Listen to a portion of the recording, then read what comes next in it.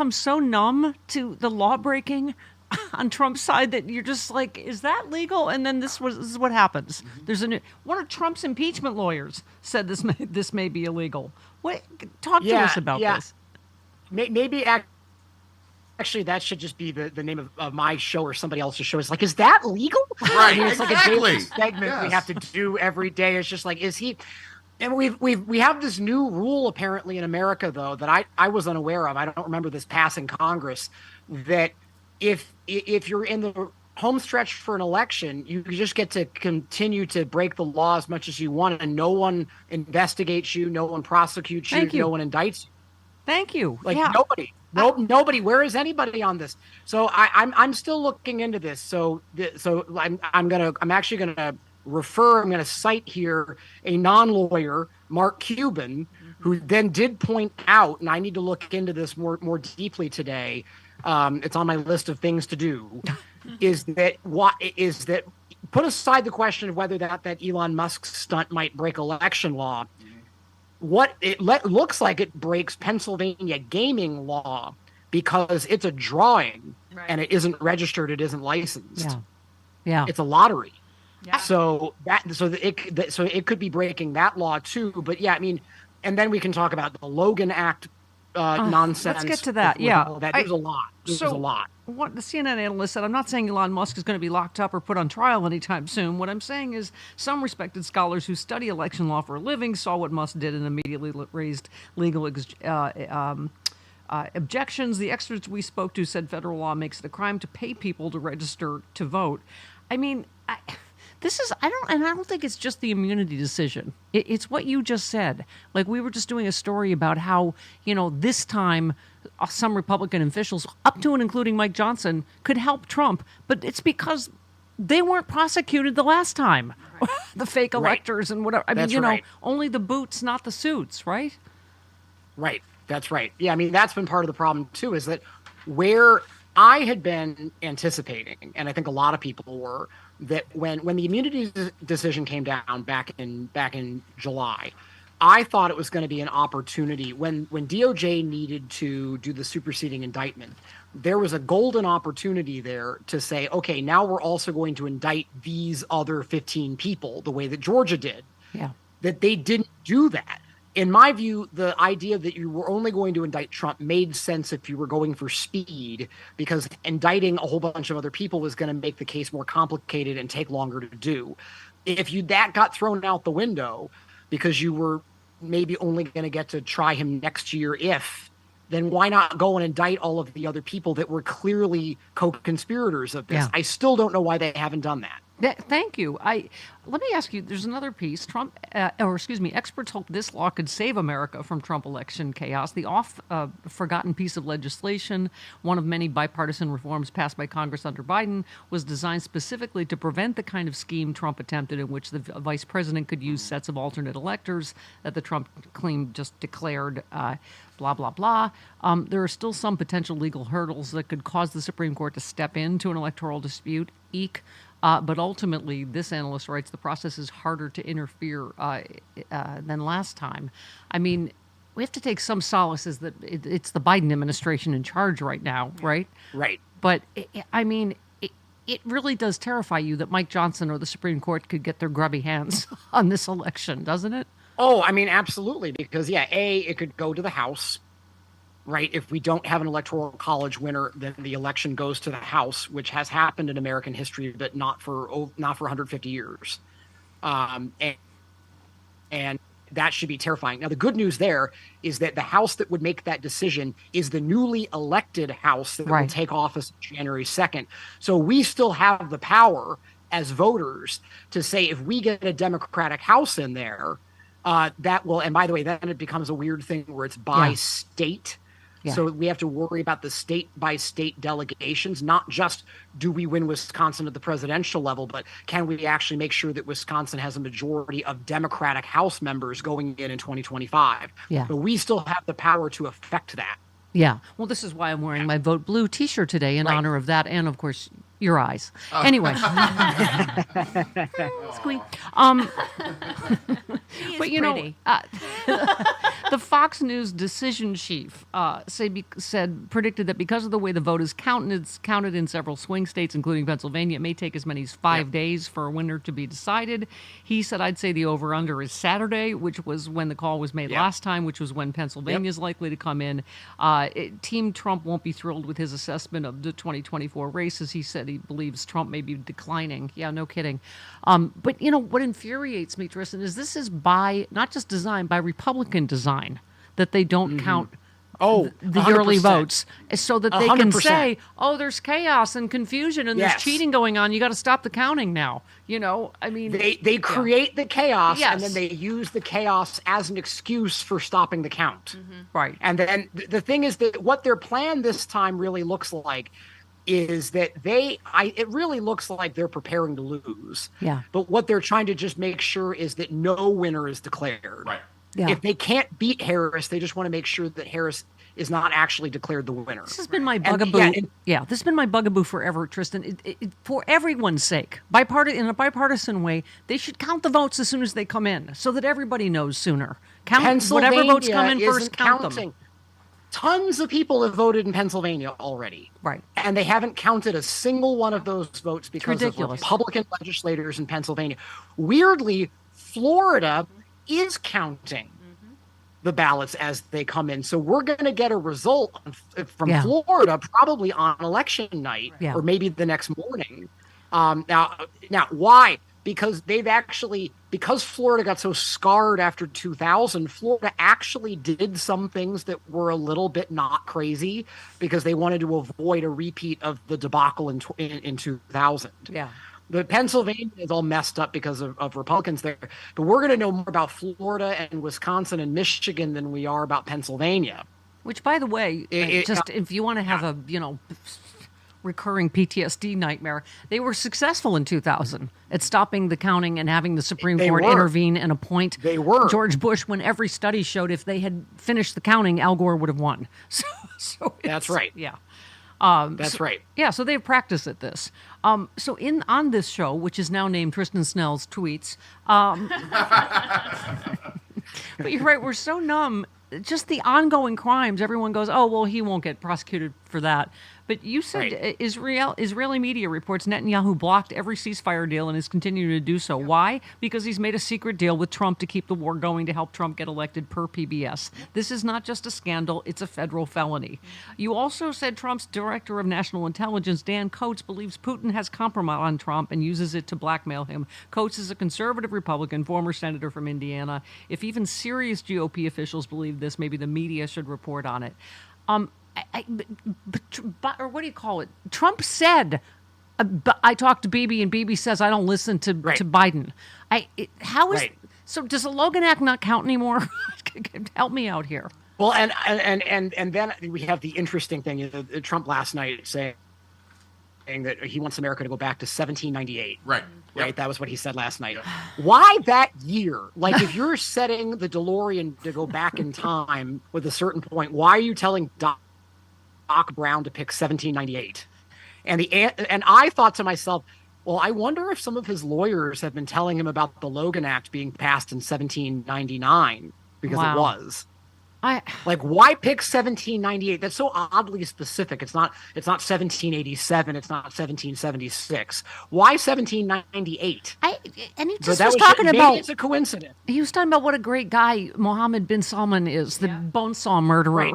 Just yesterday, you're like, would you be surprised that he's talking to him about jacking gas prices right before the election? I mean, sure, he's such a traitor. I wouldn't be surprised at any of this stuff. He's been talking to Putin.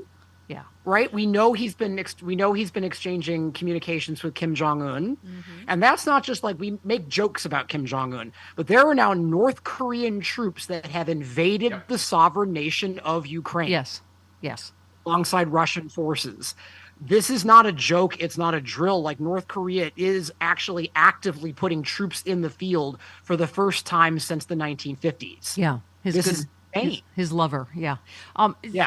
Your fellow legal lad, Lawrence Tribe, said intelligence officials told CNN the leak of classified documents on Israel's plan to strike Iran was likely to have come from someone getting top-secret briefings who had an interest in discrediting Biden-Harris. I wonder who in the world that might be. I mean, how many shoes are going to drop at some point when we find out?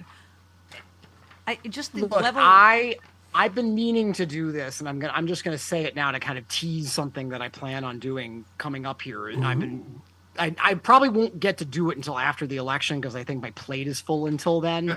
But one thing that I want to do is to do kind of like a big serious op-ed about this. But I really want to bang the drum on this, and hopefully I'll be doing it in the wake of a Harris victory and suggesting this, proposing this in November. We need a national, like, blue ribbon presidential commission into corruption and foreign interference in American politics.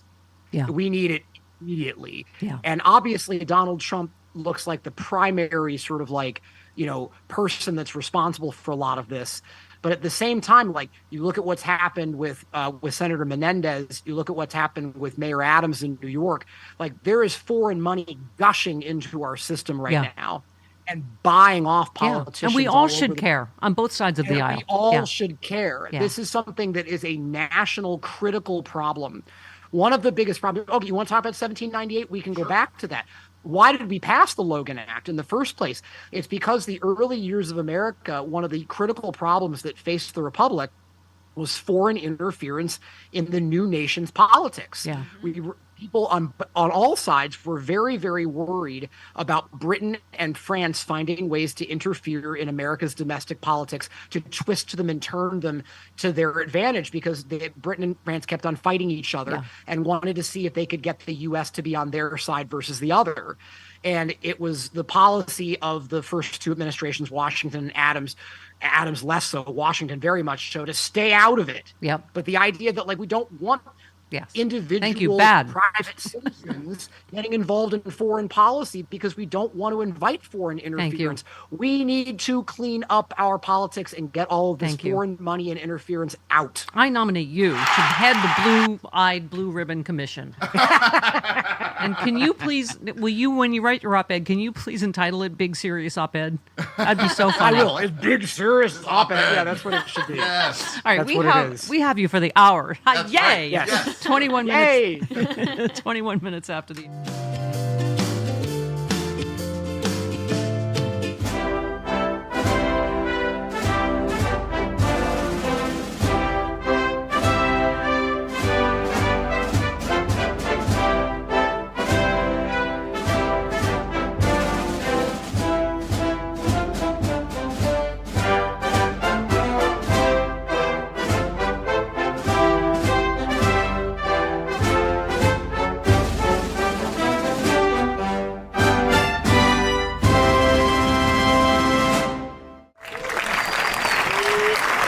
What this film does, which no other film to date has done, it weaves through all of these narratives.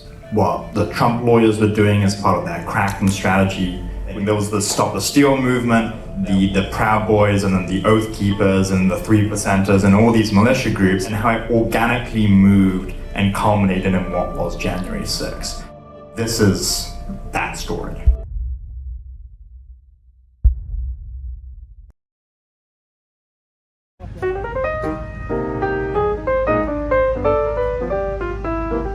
Welcome to Caffeinated, where we focus on the parts of a story that really matter by showing compassion to the opposing side. Take, if you will, Steve Bannon, the man who said, "Darkness is good. Darth Vader, Dick Cheney, Satan, that's power." Who published the op-ed, "Birth Control Makes Women Unattractive and Crazy," and many other op-eds for Breitbart, most of which read better in the original German. Who warned the media should keep their mouth shut, and that same media can't stop desperately trying to book him on all their shows. You guys, seriously, I'm a little worried about Steve Bannon. Not because he brazenly defied a congressional subpoena about his role in the terrorist attacks on our nation's capital of January 6, 2021, wagging his junk at it, citing executive privilege, even though he'd been fired by the White House back in January 2017 and was working at the time of said attack as a podcaster, and not because he's a white supremacist who published a lot of white supremacist articles and supported the border wall and the Muslim ban and lots of authoritarian dictators, and who actually did say that cities could be washed away in an orgy of de-gentrification. No, I'm worried about Steve Bannon because the man looks like an alcoholic Thom. Have you seen this guy? He looks like a sack of pus that developed rickets. He looks like gout that caught gout. The man does not look well. Yeah, that's Steve Bannon, the one who was arrested on a Chinese billionaire's yacht and indicted by a federal grand jury for wire fraud and money laundering because he was ripping off Trump supporters donating to his Build the Wall campaign, and then Trump pardoned him for ripping off his own MAGA faithful. That guy. Is he okay? I'm just worried because Steve Bannon looks like a guy who was up watching porn till 6:45 a.m. and his alarm was set for 7. He looks like the guy in the office that HR has to physically give a deodorant stick to after one too many coworker complaints. He looks like a diseased leprechaun freebasing in the Port Authority bus terminal men's room. But we need to put aside our petty differences and recognize that this is clearly a fellow human being who is in pain. Can we do that? Do we have the humanity to reach out with love to Steve Bannon? Because he looks like the guy in the zombie movie who doesn't want the other survivors to know he got bit in the last scene. He looks like an infected toe. He looks like that uncle who comes over and smells of cigarettes and cat piss and always wants you to sit on his lap, but you're 15. I'm just worried about the guy is all I'm saying. And yes, I know his wife alleges he physically abused her and wouldn't let their kids go to school with Jewish children. I know YouTube has taken down his videos because they glorify violence, and Facebook took down his videos for glorifying violence, and Twitter has banned him for glorifying violence. And I know he said that Mussolini was a guy's guy who had amazing fashion sense. He said that. But in fairness, lots of people who aren't fascists praise Mussolini's style. But I am asking you to look into your hearts and find some compassion.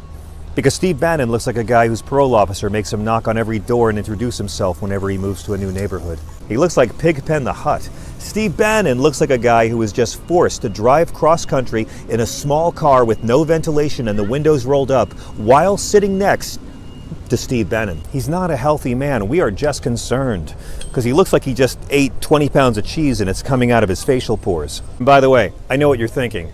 What right do I have to make fun of Steve Bannon's appearance when I look like Joe Exotic's mullet donor? It's true, I still have my pandemic hair, but I know it. See, number one, I accept that I look like the love child of Beethoven and Loki. I look like John Wick during a nationwide Moroccan oil shortage.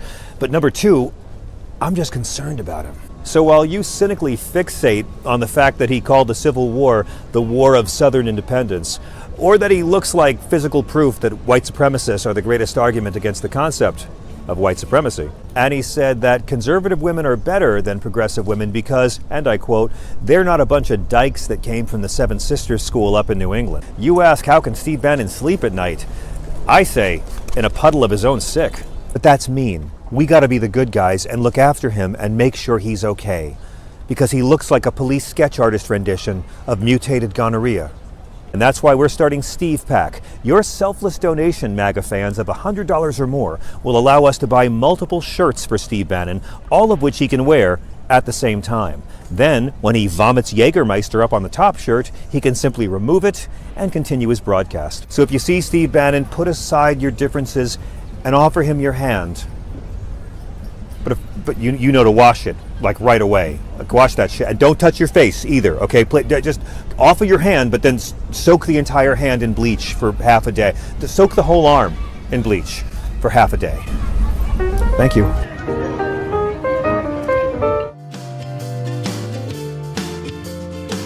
Comments attacking them. This to me seems like a slam dunk defamation case. Yeah. So it does. Yeah. So it really they does. have been exonerated by DNA evidence. And another man confessed to the crimes. Correct. And it can't get much more exonerated than that. Right. And he has, in the years since, Trump has been unrepentant for his comments about Central Park 5, continuing to insist they were guilty, refusing to apologize for the newspaper ads, calling for their execution.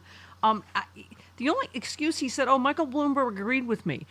That's not a defense, is it? That someone at the time, because they pled guilty under duress, thought they might be guilty. That's not a defense, right? Michael Bloomberg had nothing to do with politics in the 80s when that happened. Michael Bloomberg didn't become mayor until 2002. Right. So that's complete horseshit. The mayor at the time, the mayor of New York at the time was Ed Koch. Oops, sorry. I mean, you're right. It is horse, but we can't say that. Okay, go ahead. Sorry. Okay. Yeah, horse hockey. Yes. The mayor at the time was Ed Koch. Yeah. in when that happened. And so that's all fabricated. That's a bunch of gobbledygook from Trump. Yeah, I mean, but I mean, it seems to me that's like E. Jean Carroll. That's like a slam dunk defamation case. Yes. Yeah. Yes. The fact that he keeps on defaming them. I mean, he's been defaming them for years and years and years and years. But it's well known now that they were innocent, that they've been exonerated, and he continues to do this over and over and over again and say that they were guilty, or that, I mean, even more egregiously, to say that they confessed. Yeah. They didn't confess. They didn't plead guilty. It's like, that's just categorical. Right. They pled not guilty. They tried to protest their innocence. They went to trial. They lost. They were imprisoned, and then they were later exonerated. Yeah. Thank you for those details. Yeah, 29 minutes after the hour, more Tristan Snell. Yay!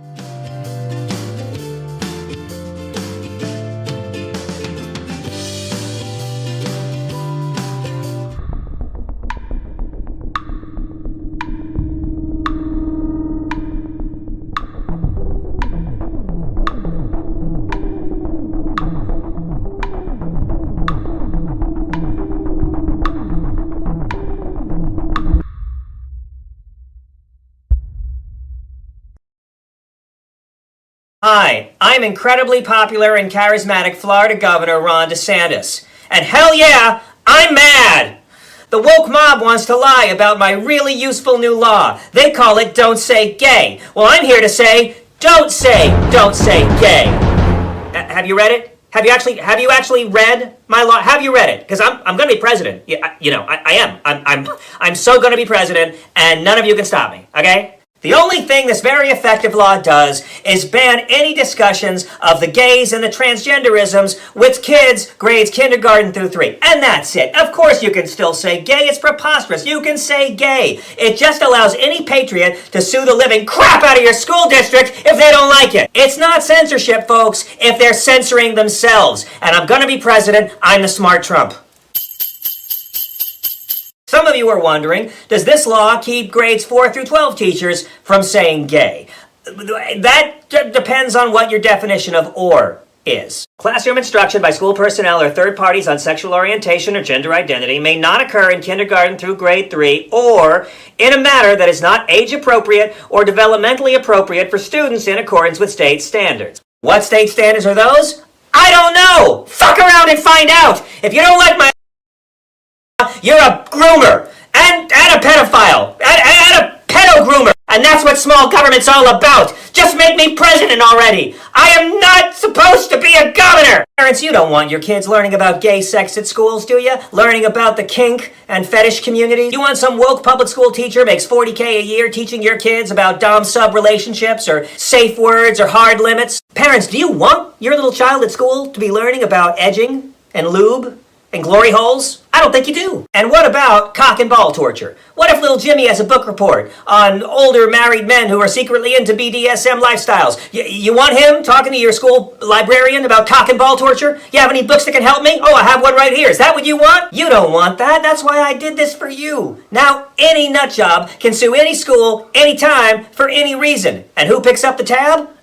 You, the Florida taxpayer. This law doesn't hurt any children. It only hurts you. And if anyone asks, you tell them you fell. Listen, y'all don't want your kids being taught about sex in the public schools. That's a liberal plot. Parents should teach their children about sex, or don't teach them anything about sex. Let them grow up and bury that confusion regardless of what acting out it leads to later in adult life. I turned out fine, and I never learned a thing about sex from my mother. Look, I don't have time for any of this, okay? I've got math textbooks to ban. I've got majority black voting districts to destroy. I got 77,000 Disney employees who vote in this piece of crap state that I have to piss off. So don't believe the lies of the liberal woke mob. You can still say gay. Go ahead. Say it. I'm not going to stop you. Say gay. Say gay sex. You can say it. Say hot, sweaty, smelly, musky, dominating, top, bottom, switch, reversible, sissy, femboy, uncut, power top, raw, bareback, action. Let me hear you say it. You want to say it. Let me hear you say it. Say man-to-man action. Just say it. Just let me be president already. Can't you see? I'm already biologically a president. trapped in a governor's body. This isn't who I really am. I'm Ron DeSantis. And just let me transition the president.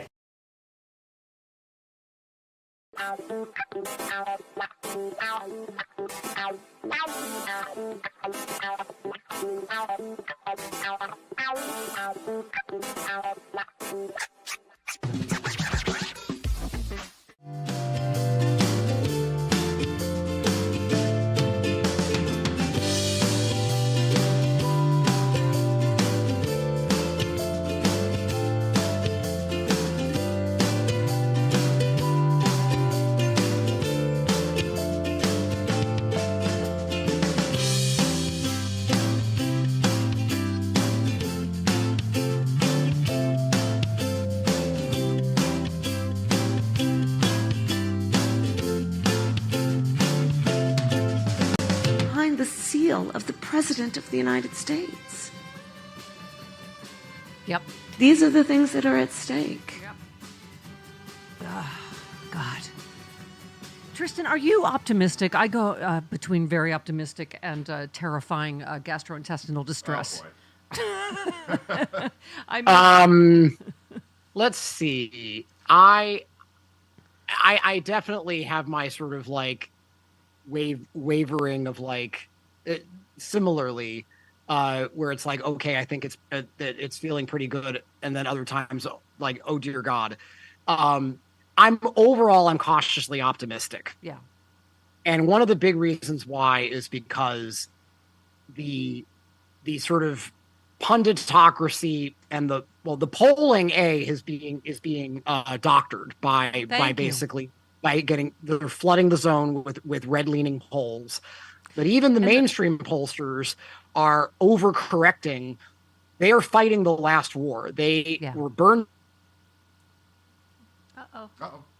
so in 2016 that ever since then they've over-indexed on Republican voters. Mm-hmm. Yeah. And the results that we've seen in elections over the past 5 years especially have been, they tend to be consistently more favorable than everybody's expecting for the Democrats. Thank you. So Thank you. I hang on to this like stubborn belief that we're actually doing better than even the conventional wisdom would suggest that we are. I agree. I overall feel that when we, it's when we fight, we win. Mm-hmm. When we turn out, we win. Yeah, that's true. Turnout was low in 2016. It's been very good ever since, and we've been winning elections, and we've been winning most of the elections that have mattered since then. And case in point, Trump's campaign recently released internal polls showing him winning by an average of 2 points in major swing states. Even National Review, who is conservative, peeked behind the curtain and found some of the numbers simply don't add up. They express skepticism Trump could be making as big a gains with voters of color as his pollsters claim and still only be up an average of 2 points in battleground states. Trump's own polling must show he's losing ground among white voters, they write. It shows Harris with a 17-point lead among whites with at least a 4-year college degree. That's nearly double the 9-point advantage that Biden had in 2020. I mean, I keep saying the two independent polls were released this morning or yesterday. Mm-hmm. They're the same. She's up by 4 or 5 points. I mean, I don't think any of us know which polls are right at this point or how exact they're going to be. But, I keep hearing these scare clickbait like, oh, my God, black voters have abandoned our Latinos. And then you see polls that show exactly the opposite, right? Right. You're like, I'm sorry, 87% to 12. Yeah, that seems like she's really been abandoned. I think it was a CBS and Siena one, and they did a comparison of 2020 versus 2024, and in both cases this was of black voters. It was 93-7 in both of the polls from 4 years ago. Abandon her. Nothing has changed. Right. Nothing has changed. No, if that is clickbait or that is ratings bait, we should treat it that way. That's what we're seeing from a lot of mainstream outlets is they want to make money on this election and scare us into watching and clicking and so forth. And we need to make sure that there's other folks like you, Stephanie, who are actually, saying what's going on, and we'll still listen, even though it's better news. But we don't need to be scared into paying attention. We're paying attention anyway. Right. don't put your finger on the scale, but it seems like a lot of these outlets are. Yep. Well, you tweeted Donald Trump refusing to abide by the results of November's election. In 2016, he refused. The media failed to call him out. In 2020, he refused, led the January 6th conspiracy and insurrection. 2024, he's refusing again. Will anyone hold him accountable? As the guy that nailed him for Trump University fraud, you must think, like, what? That should have been the nail in a political coffin. But, like, how many nails have there been since then, right? Right. I mean, just that alone it would have been absolutely devastating to 99% of other political candidates pre-Trump. It would have been done. The Access Hollywood thing just would have been curtains. If that had been any other politician, they would have withdrawn within like 24 hours of that coming out. And now he's a 34 count convicted felon, adjudicated rapist. That didn't knock him out. That didn't knock him out. Nope. Didn't knock him out. And swing to music for 40 minutes on stage. Yep. After the media chased Joe Biden out of the race for having a bad debate. Right. We know he's not going to withdraw. We know that people like Mitch McConnell aren't going to say that he should quit. But the fact that the media establishment won't, with a single voice, say that he is unfit for the presidency the way that they did with Joe Biden in the summer is just absolutely appalling. Yeah. The double standard there has been absolutely appalling and frankly disqualifying for any future credibility for any of those outlets. And by the way, Republicans behind closed doors, Tristan, say worse than we do practically about Donald Trump. They're just such cowards. Yeah. But they're cowards. And you said Trump refusing to produce his tax records because they showed him committing massive fraud, paying almost nothing in taxes, and generally being a failure at business. Trump is refusing to produce his medical records. What is he hiding now? Well, it's pretty obvious that he is morbidly obese, mentally declining. Nearly 80-year-old man. I mean, and these are the big media stories that you're like, where are you? I mean, with what we all can see with our eyes and ears, right? And then it means that what people are really electing when they're electing Donald Trump or voting for Donald Trump, praying he's not getting elected. But when people are voting for Donald Trump, they're really voting for J.D. Vance. Yeah. Yep. Yes. That's the problem. And I think a lot of people are not prepared for what that's going to entail because Trump's pretty much bought by these weird tech billionaires. Yeah.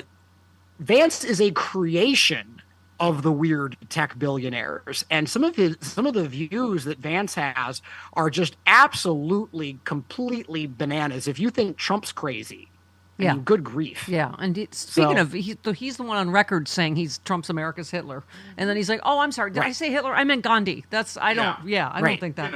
As you do.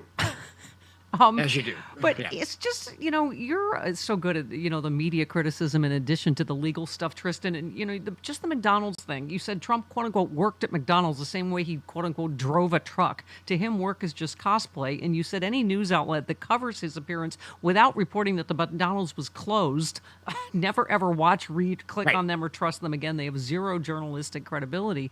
And in the meantime, I always say, what's distracting from what? In the meantime, he's talking about Arnold Palmer's and, calling Vice President Harris a vice president. And it just, nobody that you would ever want your child to grow up to be or be around. But they're covering the McDonald's stunt, right? He used the McDonald's stunt as the moment because when he stuck his head out that drive-through window, it was to talk to reporters, not to serve anything for the most part. And the few people that he did serve were stage supporters, right? The kicker is that he used the McDonald's moment as the point when he said he wasn't going to abide by the results of the election. Yeah, right. He used the publicity stunt as the moment to sort of like throw that in there, and that wasn't the headline. To the headline was Manchin's rise, using the military against. His political, God bless Jessica Tarloff, our new best friend. This is on Fox. Also coming from the other side, this is Joy Behar calling Trump a fascist. This was last week, and the Wall Street Journal takes it on in a new headline. Listen. I think that to say that he's a fascist is completely accurate. I mean, it does fit the definition. He wants to send the military in to attack his opponents. I mean, what more do you really need to hear?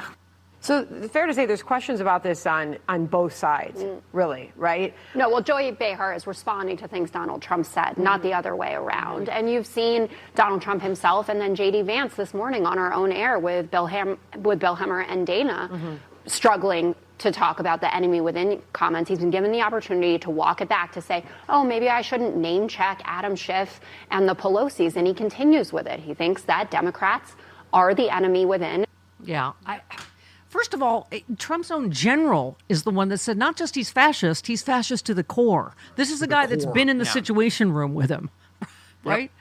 So this is not just like name calling or something, right? No, this is not name calling. And I mean, it's also why, what is it? It's 40 of the 44 people who served in Trump's cabinet are not supporting him for president this time around. Right. Or as he says, a vast majority is supporting him. 97%. He's not good at math. So I mean it's just absolutely been, he's got other people that are sort of the like lower, like the people that are just down from that are supporting him. A lot of them, by the way, were authors of Project 2025. Yeah. But like the people who were in those rooms with him, that were in the Oval, that were in the Situation Room, that were in the cabinet room with him, they've seen enough. Yeah. They saw it and they're like, I'm not supporting that guy again. He's unstable. He's unserious, but he's also just a mortal threat to the Republic. Yeah. We can't have him back in there, even if you are a really right-wing Republican. Yeah. I'm not good at math either, but 40 out of your 44 cabinet secretaries are not supporting you. It's a lot. I think that's a majority. Yeah. Here is noted coward J.D. Vance. They just will twist themselves into any pretzel. Here he is with Bill Hemmer. Following a couple of interviews over the weekend and also throughout the past week, he keeps coming back. He's asked about these enemies within comments. And I've read all of it. I've listened to all of it. It's hard for me to know what he really means about it. But that's not my question. My question is, why is it necessary?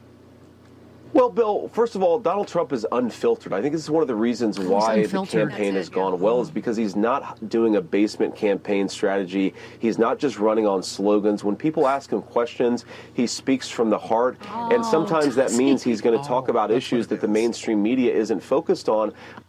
That makes the fascism better. It's from his heart. Right. It's from the heart. He's just unfiltered. Yeah. This hate wasn't poll tested. It wasn't focus grouped. It's hate from the heart. But wait, there's more. Okay, here we go. He mentioned Adam Schiff and Nancy Pelosi by name in this case over the weekend.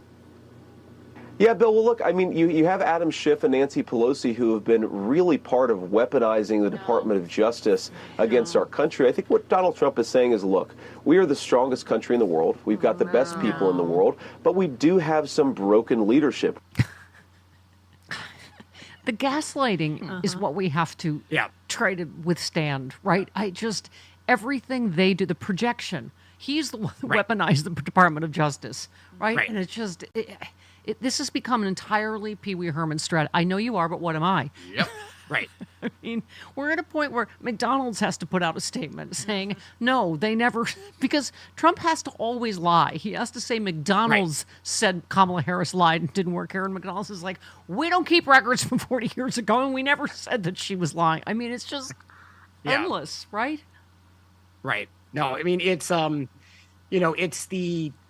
but it goes back. It's like it's literally the Nazi Joseph Goebbels playbook of accuse the other side of that which you are guilty. Right. And it's literally what they do. That playbook was picked up effectively by Roy Cohn during the McCarthy era. Yeah. And Roy Cohn went on to be Trump's lawyer. Right. Like there's a direct line of like using this kind of like nuclear scorched earth tactics. It has a long dark history, and we're seeing it sort of like come back to light into power in a very big way, 80, 90 years later. Yep. By the way, speaking of Goebbels, would you like my dad Nazi fun fact? My dad was a Nuremberg. Oh, sure. Yeah, my dad was a Nuremberg prosecutor, and he interrogated Goering. That's really good. Thank you. There you go. So That's really good. So I have a daddy thing with hot prosecutors. Stop it! What? Oh my God! He's used to Stephanie Louise Miller. Oh. Oh, by the way, I'm doing Tristan's show tonight. If you think he's had enough of me, he has not. He is not. 48 minutes after the hour, this portion of... Oh, hi, Hi, good morning, Frangela. Hi. Good morning. Good morning. Could I interest you in some rice crackers? How about some broccoli with ranch? No, I don't eat magazine covers. Little shaped magazine covers. If you know, it tastes like shellac. It tastes like shellac. If you knew how many green rooms I brought this into and how many theaters across this great country and tried to interest Frangela in some rice crackers. No. I want to do a quick impression for you. So these are a new kind, and they have, they're wrapped with, hang on a second. They make a new kind? Yeah, seaweed. It's wrapped in seaweed, and I dropped one by accident yesterday, and Clyde picked it up, and he just did this. I saw him go... And I was like, that's exactly how Frangela reacts to my rice crackers. He was like, and those have flavor. Yeah, the seaweed. Yeah, seaweed flavor. Yeah. All right. Seaweed's yummy. Yeah, go to my Instagram. Dry, wrapped in dry. Right. Go to my Instagram page, Angela V. Shelton of the Detroit Sheltons. Facial acting in the me ordering broccoli at Kansas City barbecue restaurant is a triumph. As was Francis Callier's narration. I'm not acting. I'm trying to survive the moment. So when I got home, he saw it on the social medias, and he goes, "What was she trying to do up in there? What was she?" I just wanted to be with you guys. I wasn't that hungry, and they didn't have collard greens. And you know what? I'm done explaining this to people. All right, so Frangela. So I was just talking about this piece in the Hill, the headline. What is the headline? I already wiped my ass with it. Hang on, let me take it out of the... I wiped my ass with it already. Momentum shifts against Harris in presidential race. Based on nothing. It's just they're trying to make us freak out at this point. Here's the real headline. Harris maintains strong lead among black swing state voters. They do this fear-mongering here about Obama's speech and she's losing black support. Young black men aren't going to vote for her. She's 87% to 12%, the exact same percentage of the black vote that Biden got. And how many of these have you seen? This clickbait, this, Yep. Yeah. Well, you know what? Again, never doubt that the media works for itself. Right. Yeah. It doesn't work. It does not work for democracy. It does not work for truth. It does not work for facts. It works to sell. That's what it does. Yeah. Well, this is NBC. Vice President Harris still has a wide lead over Trump among black voters in battleground states, according to a new poll. This one is 84% likely black voters. 8% say they'll support Trump. Another 8% are undecided. Yep. Francis, did you have any thoughts for undecided black voters at this point? I mean, are you kidding me? Who are you? Who are you? Let me be clear about something. If there's some black people out here in any numbers that don't vote for Kamala or don't vote, you will not see black people for like 2-3 days anywhere in America, and there won't be a public restroom you can get into because we will have taken them all to the ladies' room to have a very, very thorough discussion about what we not going to do. So no. My favorite moment in Kansas City is Francis yelling on stage, "Get your undecided black ass up on this stage." I got to talk to you. I can't say that. I can't say what I would say on stage on the radio. No, you That's cannot. You gotta come to the show. No, we can help you decide. We can help you decide really quick. Yeah, exactly. But the more serious part is what we just played, Stuart Stevens talking about their quite obvious efforts to suppress the black vote as usual, but also intimidate. That's why, I keep urging people to vote early, because that's why they hate vote by mail and vote early, because they can't figure out how to, intimidate black people at the polls or take out, voting machines in minority neighborhoods so that, the lines are 10 hours long and you can't get off work and you can't get childcare, right? I was just saying this on the Final Word, I think, last week, that I remember, and I think that probably a lot of us can remember, my mother picking me up from daycare, taking me to vote.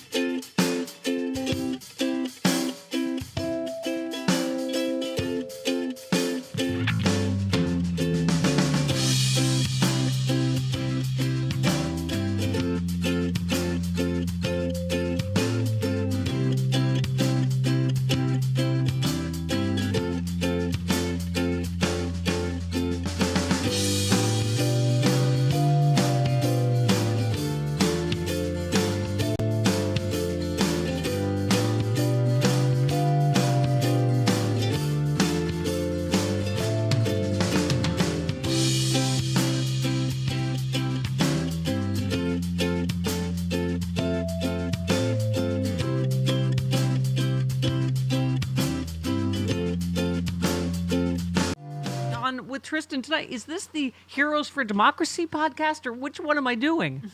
It is, yeah. So we are doing a series of super shows, bringing together a whole bunch of top pro-democracy voices. It's called Heroes for Democracy. We're doing it to support Harris and to take back the House. The first one is tonight. You can go onto any social platform, Twitter, Facebook, Instagram, YouTube. I don't know if we're going to be on TikTok tonight, but there's another show next week that we will be on TikTok as well. But if you go to any of those platforms, you're going to find it. You go to my account or to my co-hosts are JoJo from Jers and Brooklyn Dad Defiant.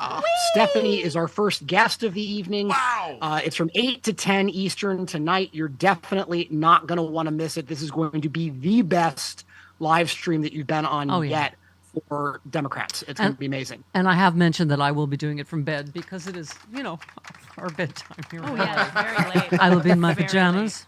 I'll be in my cozy earth pajamas, and I will be talking to you from bed in a very sultry voice, Tristan. Oy vey.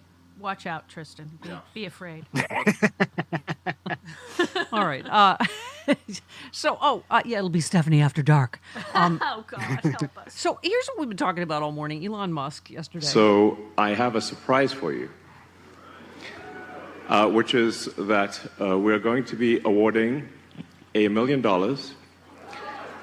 to randomly to people who have signed the petition every day from now until the election. I want to fly there and sign the petition.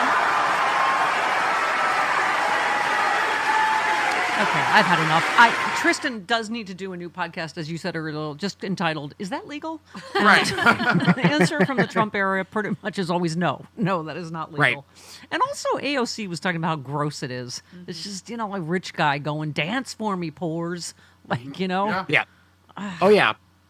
Oh no, it's awful. It's it's like throwing the money out and then watching the peasants like scramble for it. Like it's just a horrible look. And like how can Donald Trump say that he's the man of the people when he has the world's richest man basically, holding the marionette strings and getting him to dance too. Yeah.